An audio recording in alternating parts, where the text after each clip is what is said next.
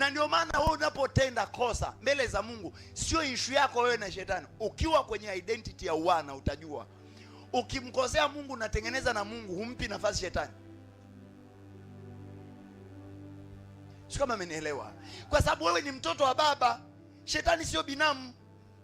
Shetani ni mtoto mwasi. Tena hata sio mtoto mwasi. Shetani hako na right ya to be a child. Si mnajua devil is a servant.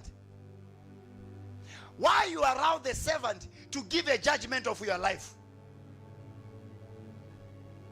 Shetani ni mshtaki, ndio cheo chake. Na kabla hicho cheo bado hajafikia kwenye cheo chako wewe.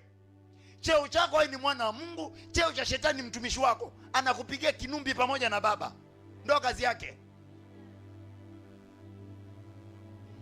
When there is something wrong with your father, kama kuna jambo ambalo haliko sawa na baba yako, ni wewe kusema baba nimekosa. Mtumishi anafyata mkia, ambaye is a devil. So devil is a bastard and devil is a liar.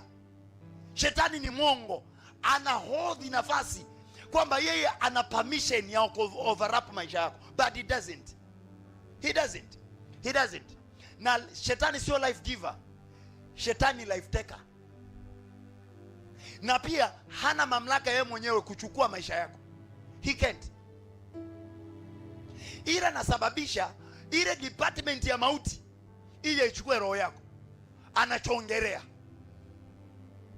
So he doesn't give life, or he doesn't take what? Life. Kazi yake ni kushtaki. Ukiingia kwenye mashtaka yake umekwisha.